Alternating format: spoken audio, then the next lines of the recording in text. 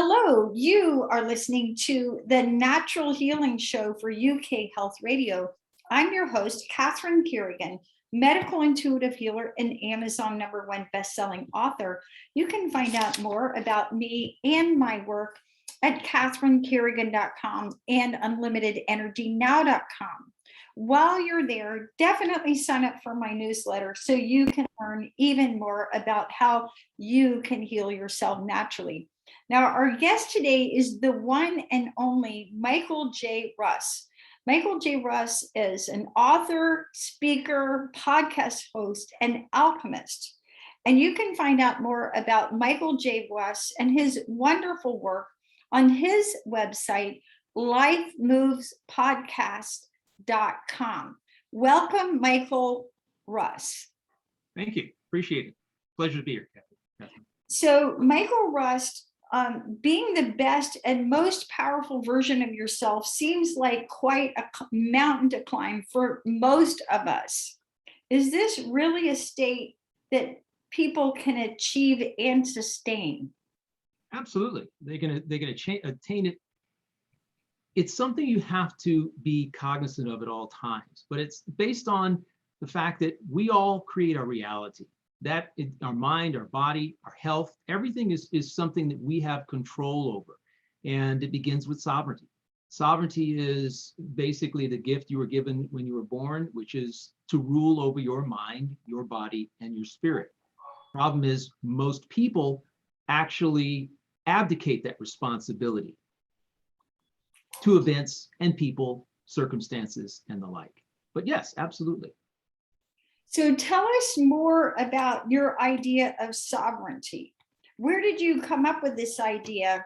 It sounds like what you're talking about is keeping our personal power. Is that another way of describing? Yeah, it is. It's just probably a little more expansive way of doing it, because when I say your personal power, a lot of people, they're like, what's that mean?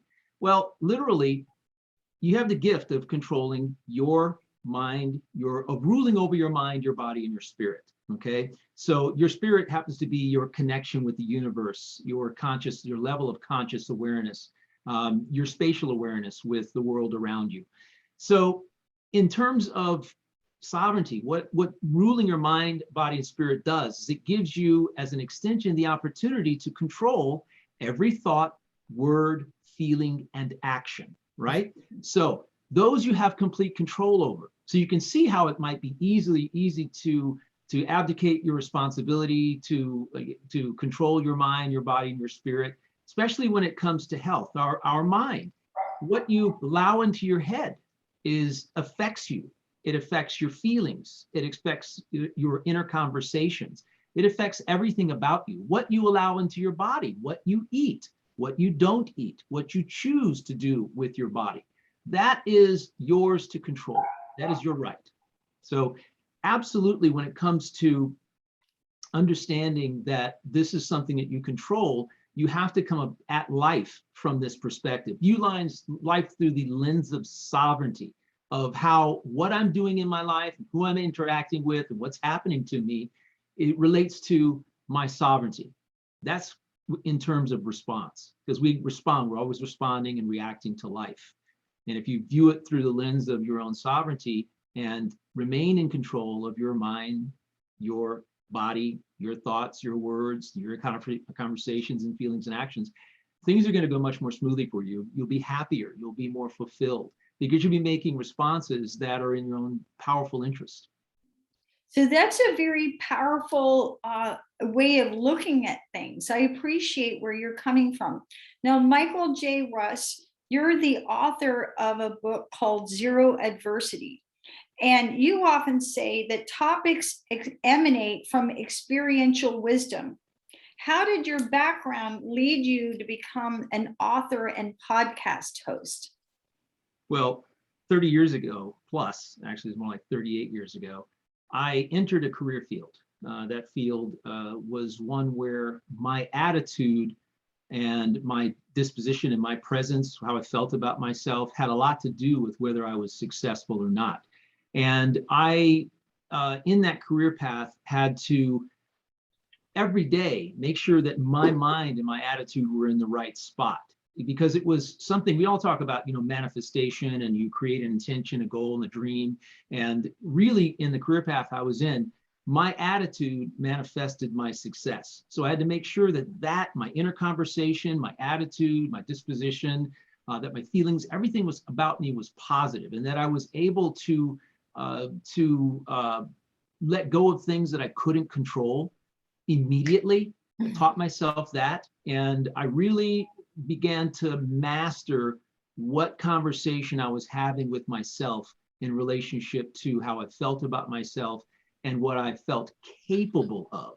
And that's where this whole concept kind of originated. I started out writing self-talk books to help people quantify, objectify that inner conversation, to help program themselves for success, because that's what I had to do. So they emanated from there. So very fascinating. And just out of curiosity, what career path did you have that required you to have this uber positive attitude? It was in the financial services industry. Right. I can't say specifically, or I'd have to. Yes. Let's just say that it's in the financial services industry. I was on a full commission situation. For 38 years, Catherine, I have not had a steady paycheck on a monthly basis. I have to create my income every month by helping others. And so that means that you have to have a tremendous amount of mental strength. Plus, if you want to take a vacation, if you're not there to service your people, you're not getting paid. So you have to be able to mentally handle being off for 2 weeks, not making any money. And that, to a lot of people, is very frightening, because you have to maintain the normal things in life: car payments, mortgages, be able to pay for your vacation. And it scares the heck out of people. But I found it to be something, I turned that something that most people would fear, and that I initially did fear, into a strength. And this is what we have to do with everything, especially when it comes to our health. When we have been given a diagnosis of some particular kind, or we've been told to kind of tamp back on some things, the initial, perception is fearful. What if I don't?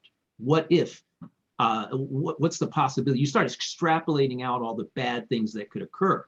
Well, actually, what you have to do is you have to rein all that in, because the fear, of course, is false evidence appearing to be real, and all of that nightmare.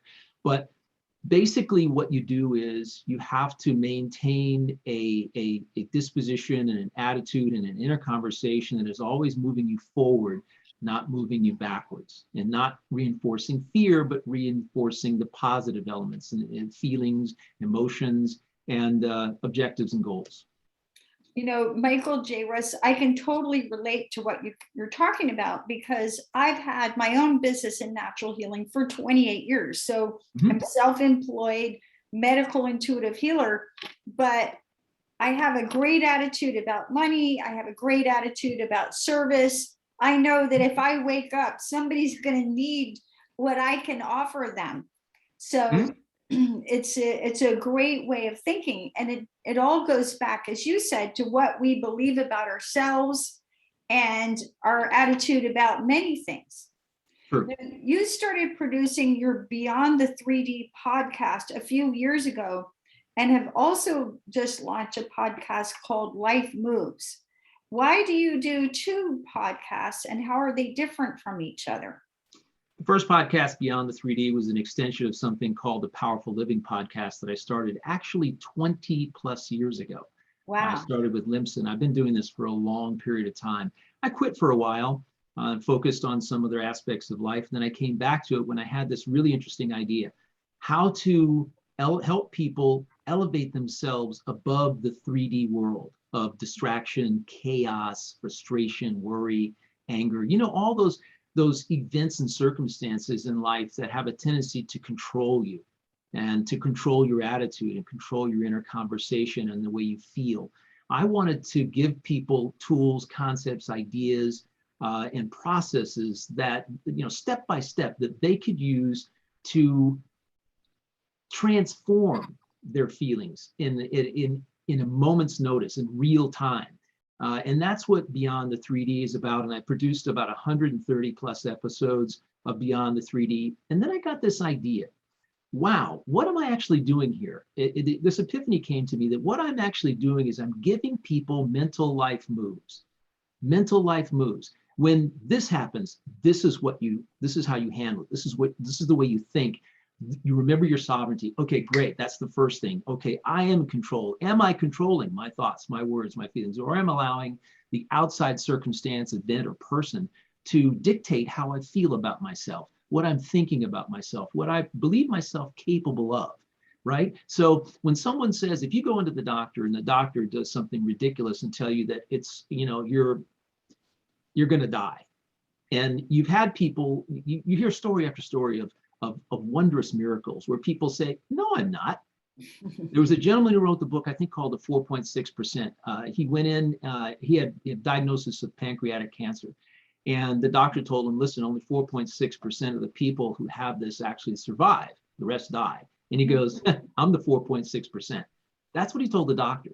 And that set the stage. That was him owning his sovereignty in that point, owning his mind, owning his body, and owning his spirit, and dictating what he was going to think, the inner conversations that were going through his head, what he's going to perceive of himself, and what he perceived himself capable of, how he felt about himself, and the way he responded to the illness. And he did survive. It's awesome.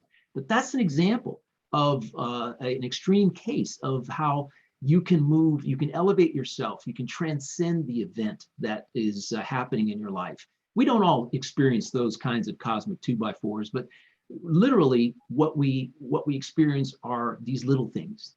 And the little things kind of add up, and they frustrate us, and they make us angry, and they make us worry, and they make us fearful.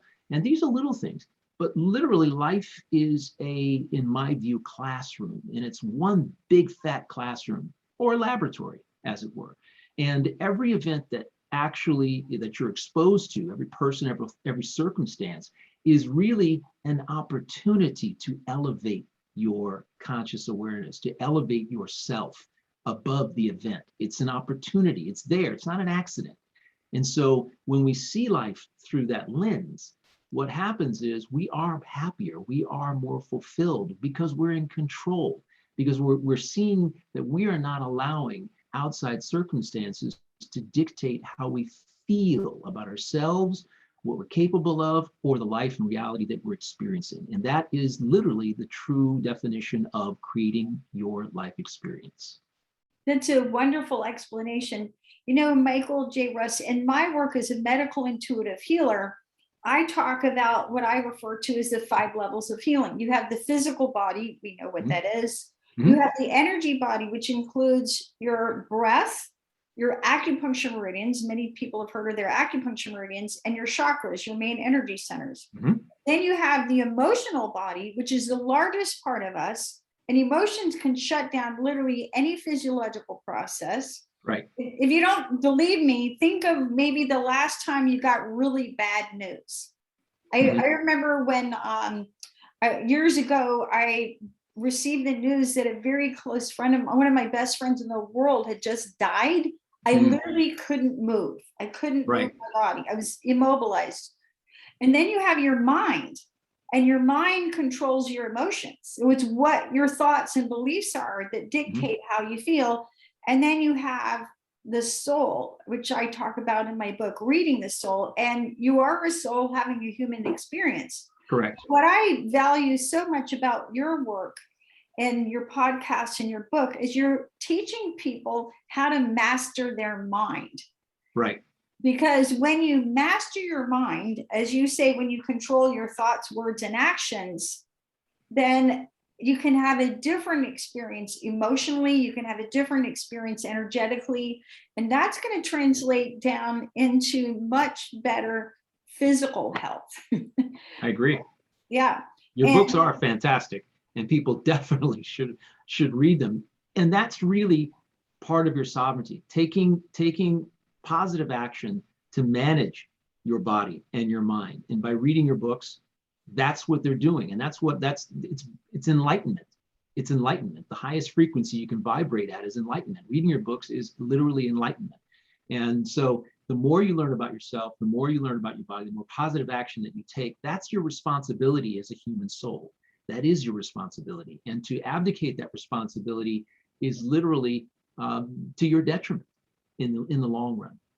Yes. And when I'm doing medical intuitive readings, sometimes I would say the number one thing that my new clients have in common is that they're tired. They're lacking in energy. Mhm. And when we're lacking in energy, part of what we have to do is look at, where am I giving my power away?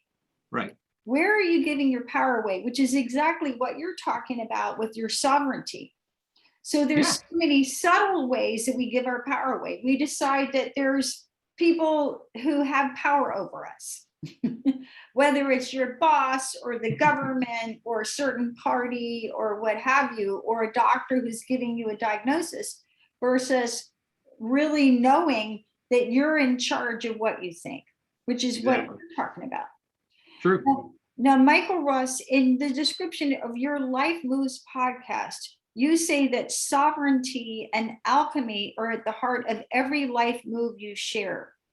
Why are sovereignty and alchemy so important, and how do they impact health and well-being?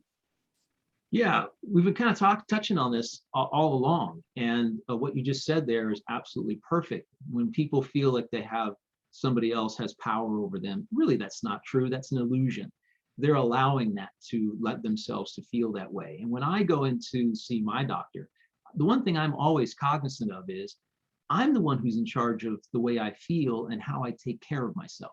So when they have certain things they need to tell me, certain things, you need a colonoscopy at 50 or 45 or 60 or whatever it is, you need this little thing, you should get that vaccination, you should do that. And I basically listen to them and I make them aware of what I am going to do with my body. I maintain control over what I do. I don't abdicate that responsibility to somebody else. I make sure that I know my immune system is strong by the way that I eat, by the way that I think, because the mind has a lot to do with our immunity. It is when we think about ourselves and what we think about ourselves and how we feel about ourselves. When we say something as simple as, "Oh, I'm sick," it's a statement that you will never ever hear me say. I do not say I am sick. That is programming my body to do exactly what my mind is thinking. I say I am absolutely healthy. I'm optimally healthy. I feel awesome. I feel amazing. I program my body the way I want it to feel. And even though I may feel a little bit off, I'll do some things, but I'll never say it. I'll never say I'm getting sick. Oh, I feel sick. I feel terrible. People say it all the time. And I'm going, why would you say that? Right? You have more control over yourself than you think. And as far as alchemy goes, the whole idea about alchemy is fascinating to me. And that is because as a sovereign, as I have control, I rule over my mind and body. I can literally dictate in a moment's notice how I think or feel about myself. And the whole idea, as I say in my podcasts and books, is what you're supposed to do. Everybody has initially fearful or angry or sad responses, just like you did when your friend passed away. And I have, by the way, unfortunately been in that position, gotten a phone call, and my best friend of 38 years dropped dead. And you sit around, and yes, we do have sadness. I turned around and I literally cried, and out of sadness for him not being around anymore.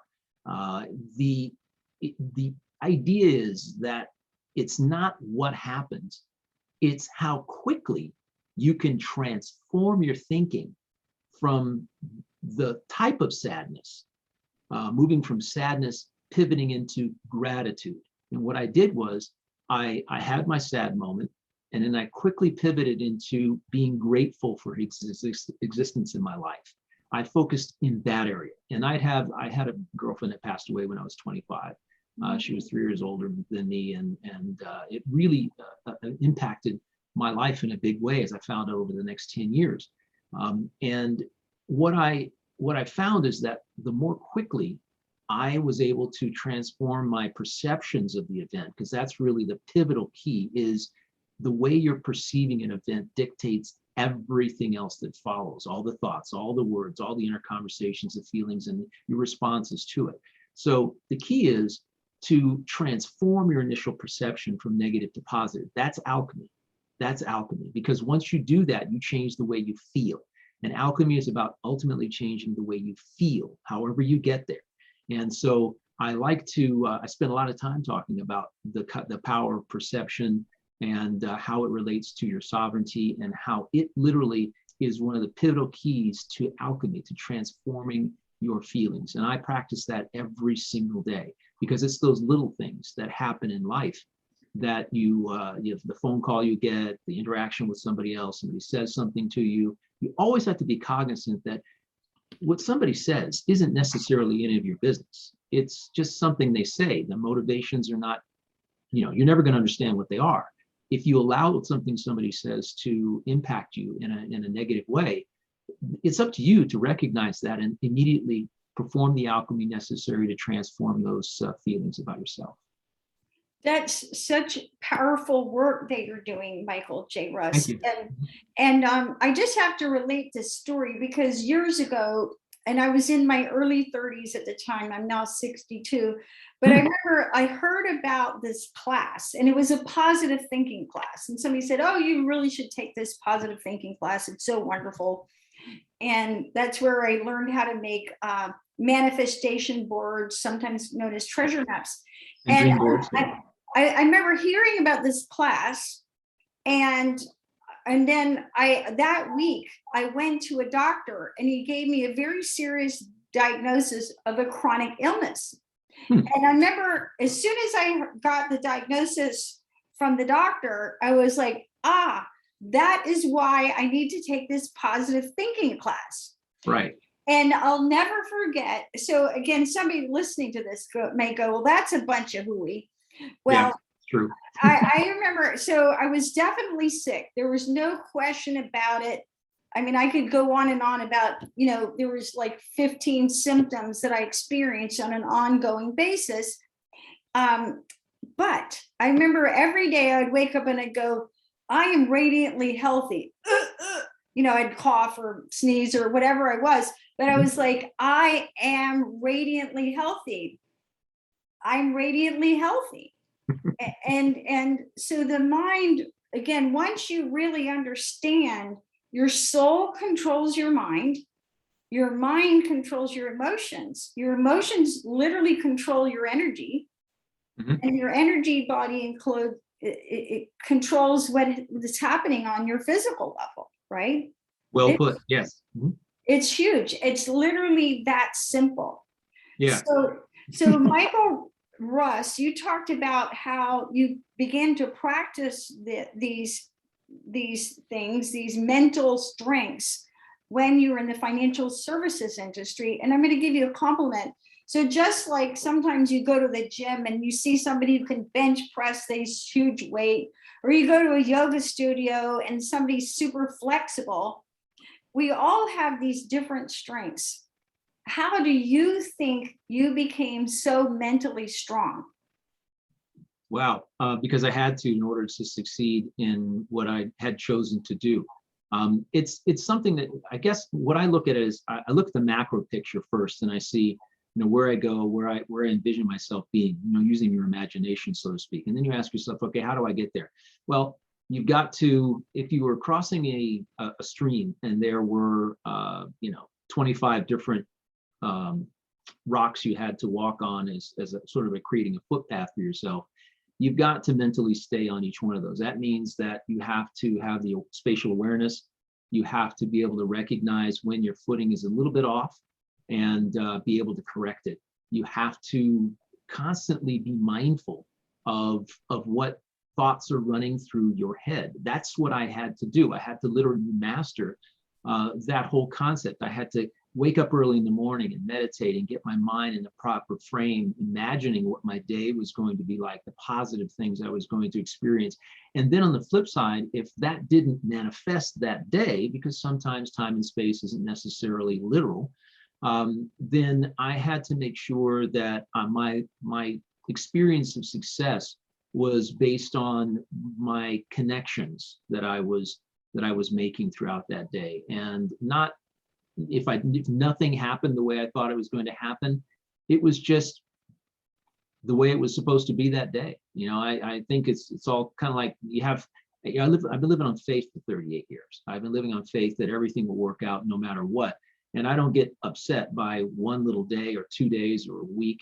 I know that things, if I do everything I'm supposed to do, if I am maintaining the positive self-talk, it will all manifest for me, and it'll manifest in divine time. And it usually is when I need it. So even if things went really off the rails on a given day, I recognize that I needed to perceive that in a positive way. And one of the things I talk about is something called a successful response. I outlined it in my Zero Adversity book, but I talk about it on my podcast all the time, and I talk about it in my keynotes in talks. It's something that people spend a lot of time trying to change things that aren't changeable. They try to control things that cannot be controlled. Other people, circumstances, events that have already occurred. I can't bring my best friend back to life. So what are my choices? To be grateful for his existence and think about him in a way that is very fond. Think about the fond memories, the things we did together. When I look at his picture, I don't get sad. I'm very grateful that I had the opportunity to share the 38 years of time with his soul and to see him develop and move forward. So we spend a lot of time, we have to fully recognize when we cannot really change something, and then don't dedicate the energy to it. You talked earlier about people who are low on their energy.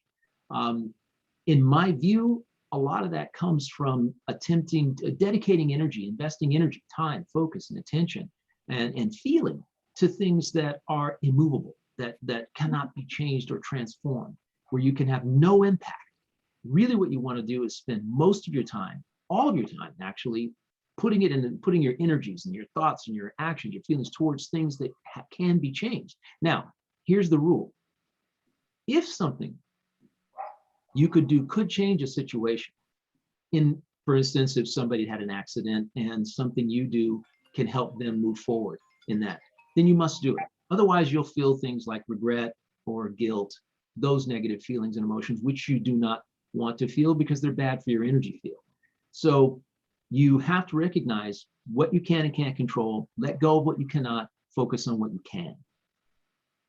Very powerful information.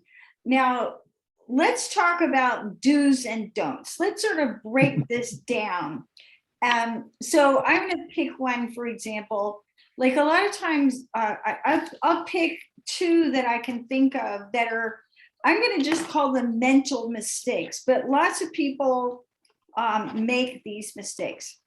So for example, when it comes to my body weight, I never say I am a number, okay? And it doesn't matter whether the number's bigger or smaller. I'm more important than any number. Like you can't quantify Catherine Carrigan. I'm more than my body weight. And yet a lot of people, when you listen to them, they talk about their weight and they go, and they literally say, I am a number. I'm 165 or I'm 115 or I'm so many kilos. And I feel that's a big mistake. And another big mental mistake that I hear people all the time is they say, I can't. They'll say, I can't lose weight, as opposed to I won't lose weight. Or I'm choosing to place other priorities in my life ahead of my, ahead of how much I weigh.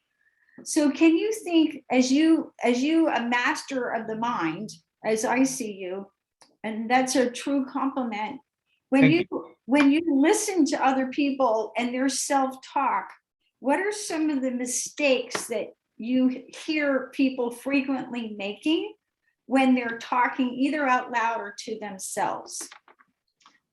Sometimes what I hear is people talking, they put a lot of emphasis on what they don't want. They actually reinforce what they don't want instead of actually reinforcing what they want. Mm-hmm. If I put it this way, the mind programs the body. It's like, you got to look at the mind as a computer. Okay. Would you approach a computer by programming it with code that was along the lines of what you didn't want the computer to spit out? What do? You actually program it to give you the exact solution you're looking for. And so that's the way you have to look at self-talk. And I am, I can, I will, I have, those are the powerful words in order, actually. I am, because it states who you are in the present moment. And I'm not going to say I disagree with saying I am this particular weight. I think there's another way that you could actually say that. I focus more on the fact that I am healthy. I am a very healthy weight. For everybody's different. You know, Yes. we're balls of light in suits of clothing, and that clothing is of all different shapes, sizes, and colors. And it's the way I also look at people. I instead of judging someone as big, small, wide, whatever, tall, short, I'd rather see them as energy.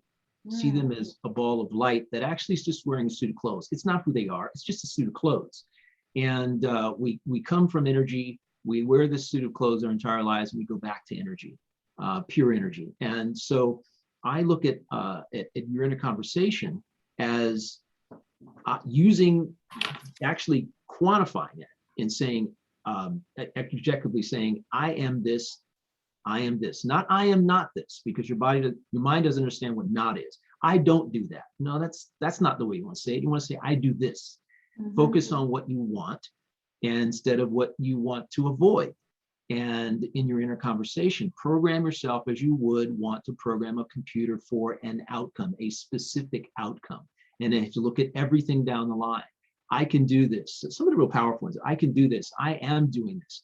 I think I wrote down a couple of them.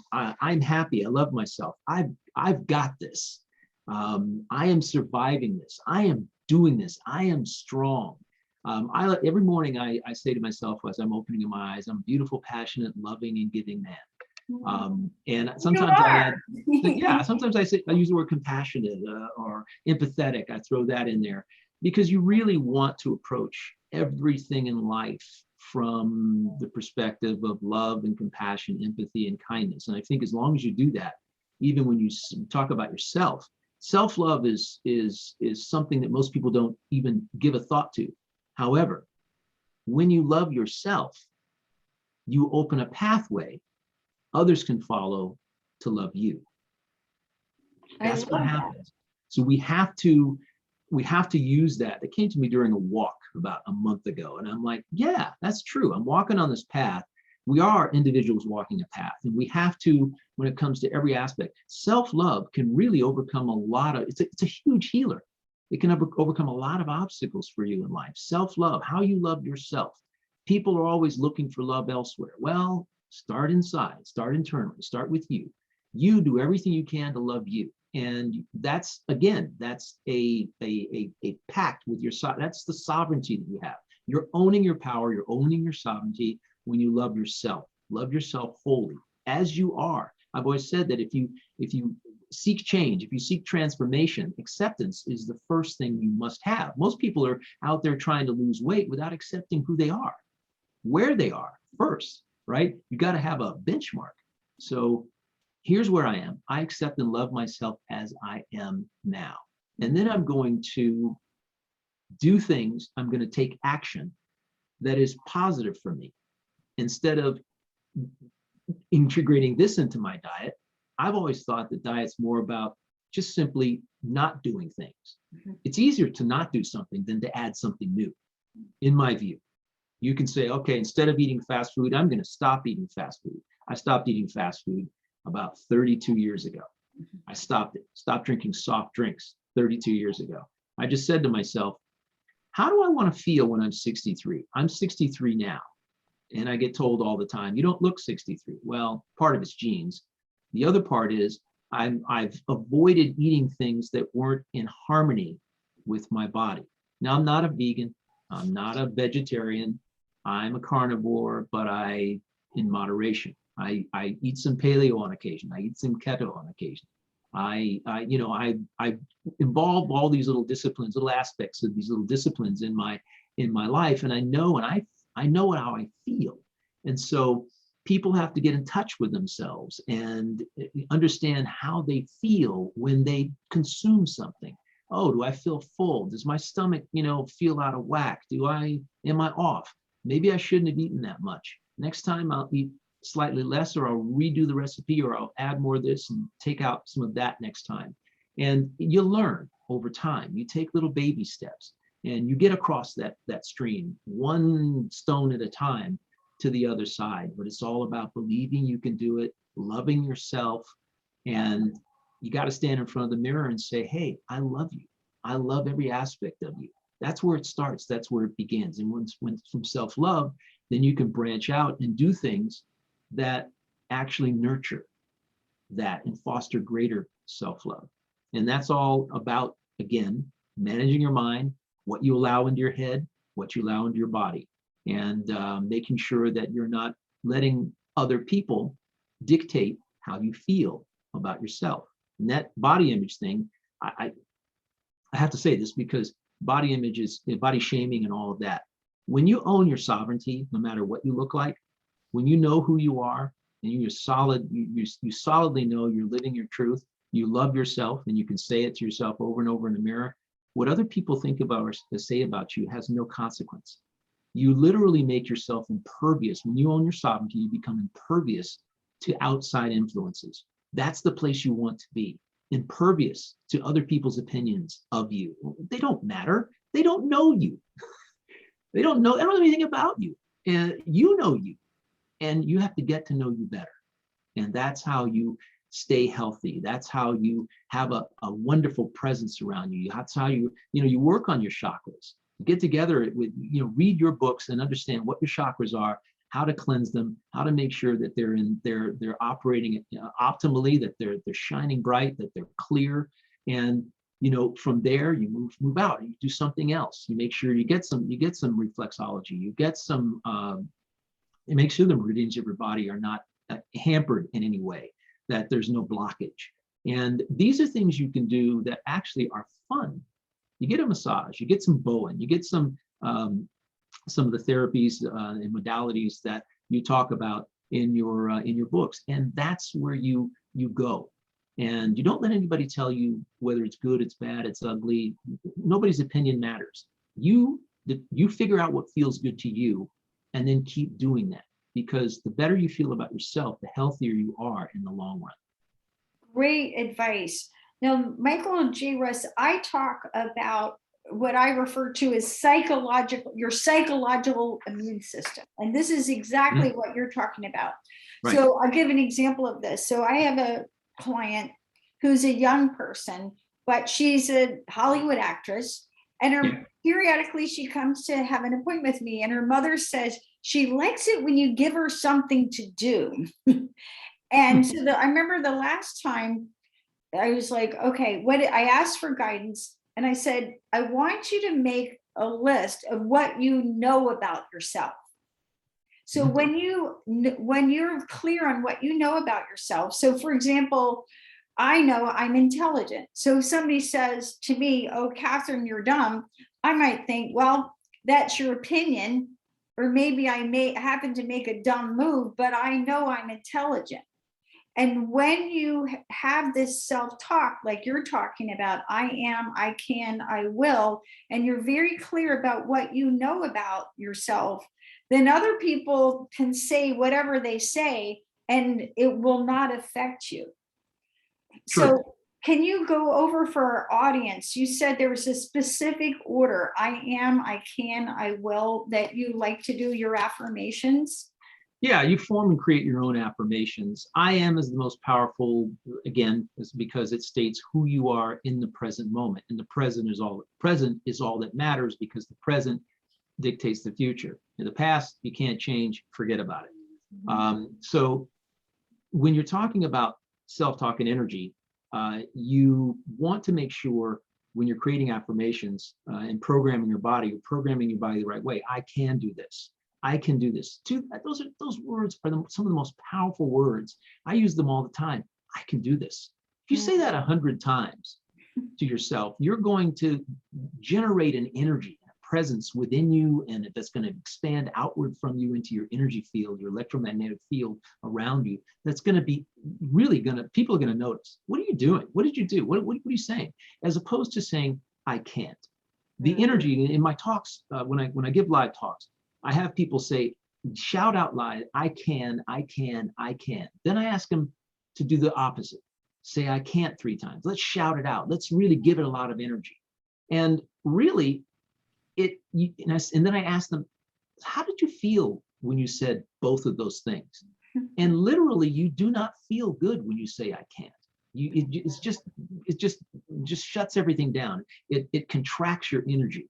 So when you say, I can, you're expanding your energy in your field and your presence. And you're actually giving food to the manifestation versus starving it. You don't want to starve the manifestation. You want to feed it. So I can, I am, I can, I have, I will. I have, from an imaginary perspective, I have this concept called be, do, have. Be, do, have. You got to be the goal setting. It's not have. It's not do, have, be. It's be, do, have. You have to be your goal first. I would always say, listen, I think of a number that I would like to make this month in terms of income. And then my mind operates off that number. And I pay attention to all the opportunities that actually manifest for me that can help me get there. And a lot of people, what they do is they go, well, I'll have that when I do this little grinding work and whatever. You got to be it first, imagine it, bring it to life. And when you say, I have, that is programming it to life. I have this thing. Yes, you have to be flexible because the universe usually gives you more than what you actually ask for. So you can't be upset if it gives you more than what you wanted. However, I have does that. I will do this. I will make this happen. That is very powerful.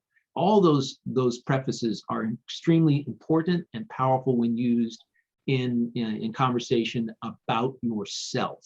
This has nothing to do with anybody else. I am, I can, I have, I will. And that's where the power lies when it comes to self-talk. Very, very helpful information. So if you're listening to this broadcast, then you can spend time and think about how you want to feel and how the radiant health you want to have, and ask yourself, how can you write down, I am healthy, I can, I have, and I will. Very powerful. Now, Michael J. Russ, in your book, your Amazon #1 best-selling book, Zero Adversity, you share what you call what you refer to as a successful response. Would you explain for our audience what that is and let us know what it makes it successful? What you feel. When you respond successfully, you feel good. You feel fulfilled. You feel happy. You feel grateful. You feel as though you're on top of the world. You know when you responded unsuccessfully. You feel hopelessness. You feel frustration and worry. You feel anger, perhaps. You feel sadness. The emotions, the positive emotions mean you reacted successfully. When you beat your head up against the wall, trying to change something that cannot be changed, then you're going to feel those negative emotions. You're going to feel hopelessness, depression, not clinical, but regular. You're going to be depressed about yourself and about life. And what I tell people is it's important to make sure that you are dedicating time and energy to what can be changed. Successful response #1, and not dedicating time and energy to what cannot be changed. That's successful response #2. And those are the only 2 successful responses to any and every event or circumstances you face in your lifetime. It's really odd, but that's it. And see, the opposite, of course, the 2 negative responses are to beat your head up against the wall thinking you can change something, which does have a bad impact on your health, by the way, a negative impact on your health. People, think about this, think about people who can't get over what you and I have gotten over, the passing of a really, really good friend, whose inner conversation devolves into, I'm never going to be the same again. My life is never going to be the same again. I'm never going to be the same again. I'll never be able to achieve that again. I'll never be able to have somebody like this in my life again. Wow, that inner conversation will literally spiral you downward. It will contract your energy. It will literally drive you nuts, and it'll drive everybody away from you. What you really want is to shift that, pivot away from that as quickly as possible to, I'm so grateful to have had this person in my life. I had an opportunity to spend this amount of time with this person. When somebody and when somebody loses somebody they've loved deeply, whether for a few months or many, many years, I hear this all the time. I hear the devolving self-talk where they literally state, or their house burned down, right? It's a big, great example. I love it. Your house burns down. What are you going to think? I'll never be able to, I'll never live like that again. Really? Who says so? You know, if that's what you want to program into your life, that you'll never feel that good again, then go ahead. Or the opportunity is, let's design something new. Let's take what I had over there that I wanted to change, and let's bring it over here and create something new again. And those are schools of thought in terms of self-talk. And you can reinforce one or you can reinforce the other. But if you sit around and lament about something that's gone, it's lost, that you'll never get back again, that's the same as beating your head up against the wall. And so that's where that successful response comes in. And it's huge, because my book talks about perceive, respond, and let go. Those are the three responses. Those are the three steps, I should say, that get you to the other side. Watch your perception. Watch how you're perceiving every little thing that goes on in your life, and make sure that it's a positive or neutral perception, not a negative one, because the negative perception will breed negative conversation, their negative self-talk, negative feelings, negative responses to whatever it is. And then you want to respond successfully. You want to put your energy, invest your energy, your time, your focus, and your presence into something that actually can have an impact on you, not somebody else. It's you. You're doing this all for you, because once you do it for you, it'll go out into your energy field, and it'll impact the world around you, other people that you know, and they'll say, "What happened to you?" You know, when you feel love, when you feel intense love, when you're in love for the very first time, people will, "What's up with you? You got a glow about you." Why is that the case? Because you are shedding love. You're shedding it, right? It's for someone else. We've been No. listening to the incredibly helpful and brilliant and mentally strong Michael J. Russ. Thank you. You can learn more about Michael J. Russ, his books, and his podcast at lifemovespodcast.com. I'm your host, Catherine Carrigan, medical intuitive healer, Amazon #1 bestselling author. You can find out more about me and my work at catherinecarrigan.com and unlimitedenergynow.com. While you're there, definitely sign up for my newsletter so you can learn even more about how you can heal yourself naturally. And remember, when you master your self-talk, you'll experience healing naturally. Thank you so much for listening, and we'll see you next time.